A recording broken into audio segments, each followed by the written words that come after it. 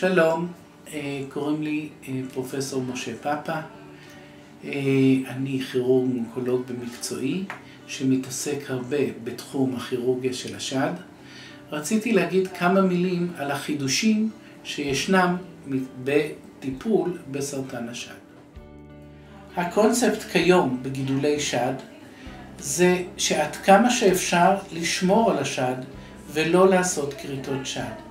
אין שום ערך לכריתת השד כשלא צריך. לרוב, בגלל שכיום אנחנו עושים בדיקות סקר, הגידולים שמתגלים הם קטנים.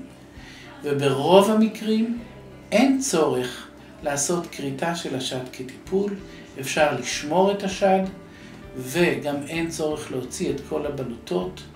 אפשר רק להוציא חלק קטן מהבלוטות, שבאמצעותם אנחנו נלמד האם שאר הבלוטות הן מעורבות.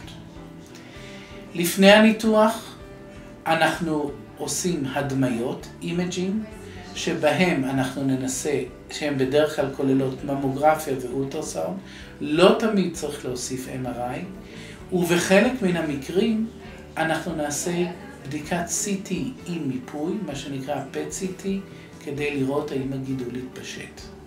בניתוח עצמו, המטרה העיקרית שלנו תהיה לשמור את השד עד כמה שאפשר. אם אי אפשר לשמור את השד וצריך לעשות כריתה, הרי מה שאנחנו נעשה זה ננסה לשחזר, לעשות רקונסטרוקציה של השד במהירות האפשרית ובפעמים רבות תוך כדי ניתוח, ואפילו לשמר את הפטמה יחד עם זה.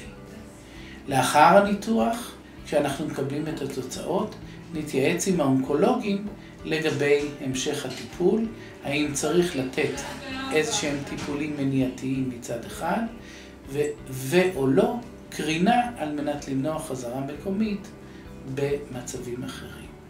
עד כאן, ככה על קצה המזלג, מה שאנחנו עושים.